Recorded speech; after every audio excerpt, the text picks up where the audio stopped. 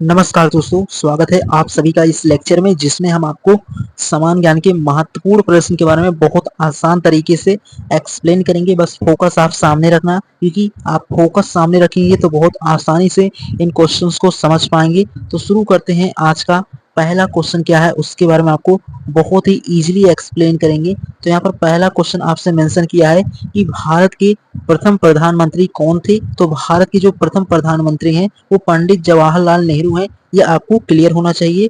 ये क्वेश्चन सीधे एग्जाम में बनने वाले क्वेश्चन हैं और आप लोगों के प्रीवियस ईयर एग्जाम में आए हुए क्वेश्चंस हैं। एंड उसी प्रकार सेकंड है, इसमें मेंशन किया है कि 1857 की क्रांति का मुख्य कारण क्या था। यानी कि जो 1857 की क्रांति हुआ था उसका मुख्य क्या कारण अगर आपसे एग्जाम में पूछेगा तो उसका जो कारण था वो यही था कि सैनिक वो यानी कि जो सैनिक थे उनमें असंतोष था, क्योंकि वो सैनिकों में असंतोष इसलिए था क्योंकि जो ब्रिटिश थे यानी कि ब्रिटिश सोल्जर जो थे वो जो कारतूसों का प्रयोग करते थे उसमें गाय और सुअर की चर्बी का प्रयोग करते थे, जिससे जो सैनिक थे उनमें ये यानी कि जो सैनिक थे वो ये नहीं चाहते थे कि उन्हें गाय और सुअर की चर्बी से मिले हथियार। तो इसीलिए 1857 की क्रांति का ये पहला कारण था कि सैनिक असंतोष और कारतूसों में गाय सुअर की चर्बी का प्रयोग, यही मेन कारण था 1857 क्रांति का मुख्य कारण। एंड उसी प्रकार ये क्वेश्चन अपने आप में खास है और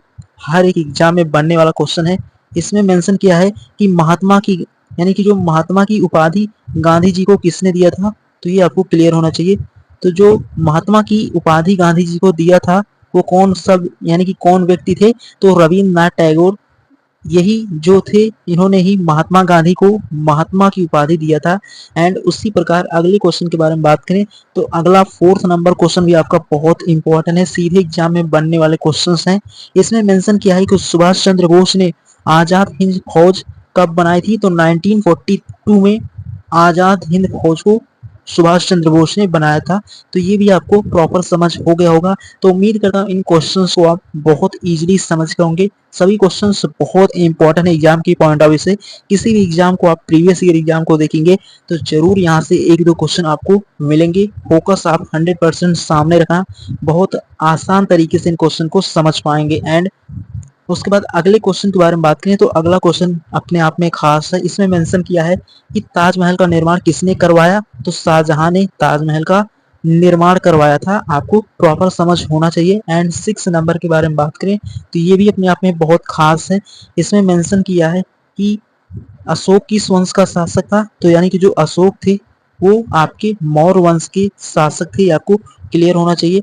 तो इस तरीके से ये क्वेश्चन भी बहुत इंपॉर्टेंट है। उसके बाद 7th नंबर क्वेश्चन में मेंशन किया है कि महात्मा गांधी का जन्म कहाँ हुआ था। तो महात्मा गांधी जी जो थे उनका जो जन्म हुआ था वो गुजरात राज्य में हुआ था। लेकिन आपसे ये पूछेगा कौन से स्थान पर हुआ था।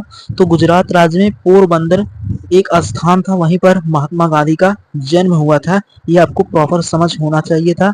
एंड उसी प्रकार 8 नंबर तो बहुत इंपॉर्टेंट है कि जो प्लासी का युद्ध कहाँ हुआ था यानी कि कब हुआ था। तो 1757 में प्लासी का युद्ध हुआ था। ये आपको क्लियर होना चाहिए। तो बहुत इंपॉर्टेंट है प्लासी का युद्ध, जो सीधे एग्जाम में बनता है। हर एक एग्जाम में अगर हिस्ट्री के पोर्शन से क्वेश्चन बनेगा तो 100% श्योरिटी है कि इस युद्ध के बारे में जरूर पूछ सकता है। तो आपको इनके बारे में प्रॉपर समझ हो गया होगा। एंड उसके बाद अगले क्वेश्चन के बारे में बात करें तो अगला क्वेश्चन भी आपका बहुत इंपॉर्टेंट है। उसके बाद अगला क्वेश्चन ये है, इसमें मेंशन किया है कि झांसी की रानी लक्ष्मीबाई का असली नाम क्या था। तो यानी कि जो झांसी की रानी लक्ष्मीबाई थी उनका असली नाम मणिकर्णिका था। ये आपको क्लियर होना चाहिए। बहुत इंपॉर्टेंट है, सीधे एग्जाम में बनने वाले क्वेश्चंस हैं। एंड 10th नंबर के बारे में बात करें तो यहाँ पर मेंशन है, ये भी क्वेश्चन आपका बहुत इंपॉर्टेंट है कि दिल्ली का लाल किला किसने बनवाया। तो शाहजहां ने दिल्ली के लाल किले यानी कि जो दिल्ली का लाल किला था उसे शाहजहां ने बनवाया था।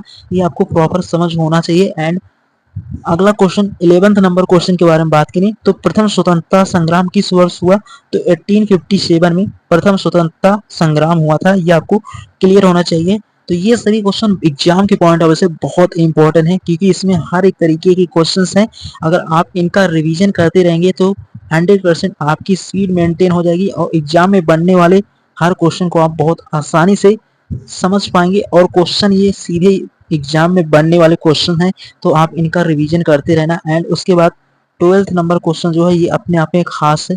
इसमें मेंशन किया है कि भारत छोड़ो आंदोलन कब हुआ था, तो 1942 में भारत छोड़ो आंदोलन महात्मा गांधी जी ने शुरू किया था। और किसके लिए किया था, तो जो नील की खेती करने वाले किसान थे उनके लिए महात्मा गांधी जी ने 1942 में भारत छोड़ो आंदोलन शुरू किया था।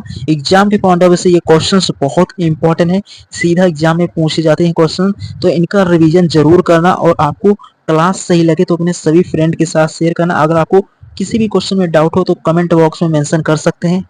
तो मिलेंगे इस तरीके से अगले क्वेश्चन के साथ। तो अगला क्वेश्चन क्या है उसके बारे में आपको प्रॉपर समझना होगा, जो कि और इम्पोर्टेंट क्वेश्चन है। उसके बाद 13 नंबर पूछ रहा है, इसमें बहुत इंपॉर्टेंट है। इसमें मेंशन किया है कि जो नेपोलियन बोनापार्ट किस देश का शासक था, फ्रांस का था। ये आपको क्लियर होना चाहिए, बहुत इंपॉर्टेंट है। एंड उसी प्रकार 14 नंबर क्वेश्चन के बारे में बात करें, सीधा एग्जाम में बनने वाले क्वेश्चन है कि भारत का संविधान कब लागू हुआ था, तो 26 जनवरी 1950 को भारत के संविधान को लागू किया गया था, 26 जनवरी 1950 को। तो इस तरीके से ओवरऑल इसको भी आप बहुत आसानी से समझ गए होंगे। एंड उसके बाद सिंधु घाटी सभ्यता का प्रमुख नगर कौन था, तो हड़प्पा जो थी, यानी कि जो हड़प्पा था वो सिंधु घाटी सभ्यता का प्रमुख नगर था। ये आपको क्लियर होना चाहिए, सीधे एग्जाम में बनने वाले क्वेश्चंस हैं। एंड उसी प्रकार 16 नंबर क्वेश्चन के बारे में बात करें तो ये अपने आप में खास है। इसमें बोल रहा है कि दादा भाई, एंड उसके बाद अगला क्वेश्चन था 16 नंबर, इसमें पूछ रहा है कि दादा भाई नौरोजी को क्या कहा जाता था, तो दादा भाई नौरोजी को grand old man of India, यानी कि भारत का वृद्ध पुरुष कहा जाता है। ये आपको क्लियर होना चाहिए, सीधे एग्जाम में बनने वाले क्वेश्चंस हैं। तो उम्मीद करता हूँ आप इन सभी क्वेश्चन को यहाँ तक बहुत आसान तरीके से समझ गए होंगे। एंड उसके बाद अगले क्वेश्चन के बारे में बात करें, अगला क्वेश्चन आपका सीधा एग्जाम में बनने वाला क्वेश्चन है, बहुत इंपॉर्टेंट है। आप किसी भी प्रीवियस ईयर एग्जाम को देखेंगे तो उसमें जरूर ये क्वेश्चन पूछ सकते हैं। तो क्वेश्चन क्या है आपका कि जलियांवाला बाग हत्याकांड कब हुआ था, तो 13 अप्रैल 1919, यानी कि 13 अप्रैल 1919 को जलियांवाला बाग हत्याकांड हुआ था। ये बहुत बड़ा इवेंट हुआ था इस दिन, ये आपको क्लियर होना चाहिए, बहुत इंपॉर्टेंट है। एंड उसके बाद अगले क्वेश्चन के बारे में बात करें तो अगला क्वेश्चन भी आपका बहुत इंपॉर्टेंट है कि चंपारण आंदोलन का नेतृत्व किसने किया था, तो जो चंपारण आंदोलन हुआ था उसका नेतृत्व महात्मा गांधी जी ने किया था। ये आपको क्लियर होना चाहिए। एंड उसी प्रकार 19 नंबर क्वेश्चन भी अपने आप में खास है।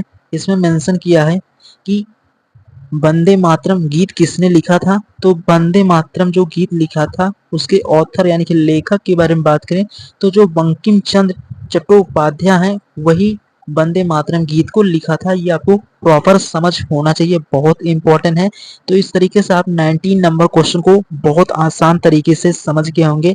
एंड उसके बाद अगले क्वेश्चन के बारे में बात करें तो अगला क्वेश्चन आपका 20 नंबर क्वेश्चन, ये भी अपने आप में खास है। इसमें मेंशन किया है कि आर्य समाज की स्थापना किसने की, तो आर्य समाज की स्थापना करने वाले हैं स्वामी दयानंद सरस्वती जो थे वो आर्य समाज। तो इस तरीके से आर्य समाज की जो स्थापना करने वाले हैं वो स्वामी दयानंद सरस्वती हैं। ये आपको क्लियर होना चाहिए, बहुत इंपॉर्टेंट है। एंड उसके बाद अगले क्वेश्चन के बारे में बात करें तो अगला क्वेश्चन आपका बहुत इंपॉर्टेंट है कि भारत का सबसे बड़ा राज्य क्षेत्रफल के अनुसार जो है वो आपका राजस्थान जो है वो सबसे बड़ा राज्य है क्षेत्रफल के अनुसार। एंड उसी प्रकार बात करें भारत की सबसे लंबी नदी जो है वो सबसे बड़ी नदी के बारे में पूछेगा तो वो गंगा नदी हो जाएगा। ये भी आपको प्रॉपर समझ होना चाहिए। एंड उसी प्रकार 23 के बारे में बात करें तो भारत पर सबसे बड़ा महासागर कौन सा है, तो भारत पर जो सबसे बड़ा महासागर है वो आपका प्रशांत महासागर, जो कि भारत का सबसे बड़ा महासागर है। ये आपको क्लियर होना चाहिए, ये भी क्वेश्चन बहुत इंपॉर्टेंट है एग्जाम के पॉइंट ऑफ व्यू से। एंड 24 क्वेश्चन के बारे में बात करें तो 24 में मेंशन किया है आपका, इसमें बोल रहा है कि सूर्य के सबसे निकट ग्रह कौन सा है, तो जो सूर्य है आपका, सूर्य के सबसे निकट जो ग्रह है वो है आपका बुध। ये आपको प्रॉपर समझ होना चाहिए था। तो ये भी क्वेश्चन आप बहुत आसान तरीके से समझ गए होंगे, बहुत इंपॉर्टेंट है। एंड उसके बाद 25 के बारे में बात करें तो ये भी अपने आप में खास है। इसमें मेंशन किया है कि भारत की राजधानी क्या है, तो भारत की जो राजधानी है वो नई दिल्ली है। ये आपको क्लियर होना चाहिए।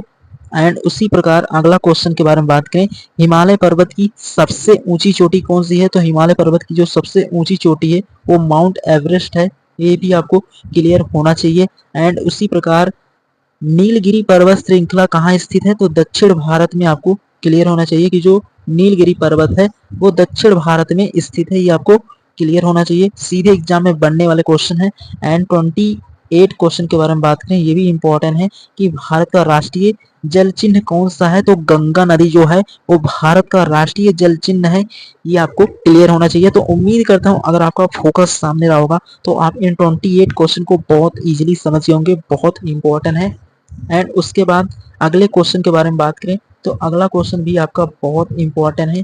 तो इस तरीके से आप इस क्वेश्चन को देखेंगे तो यहाँ पर मेंशन है पृथ्वी का, यानी कि जो पृथ्वी पर सबसे ठंडा स्थान कौन सा है, तो पृथ्वी पर जो सबसे ठंडा स्थान है वो वास्टॉक स्टेशन यानी कि जो अंटार्कटिका में है, ये आपको समझना है, बहुत इंपॉर्टेंट है। एंड उसी प्रकार इस तरीके से अगला क्वेश्चन हो जाएगा, पूछ रहा है पृथ्वी की कुल सतह पर कितने प्रतिशत भाग पर जल से ढका हुआ है, यानी कि पृथ्वी का कितना परसेंट भाग जो है वो आपका जल से ढका हुआ है, तो 71% आपका जो पृथ्वी पर भाग है वो जल से ढका हुआ है। एंड उसी प्रकार अगला क्वेश्चन आपका बहुत इंपॉर्टेंट है, इसमें बोल रहा है भारत की सबसे ऊंची चोटी का नाम क्या है, तो भारत की सबसे ऊंची चोटी का नाम जो है वो कंचनजंगा है, ये आपको क्लियर होना चाहिए।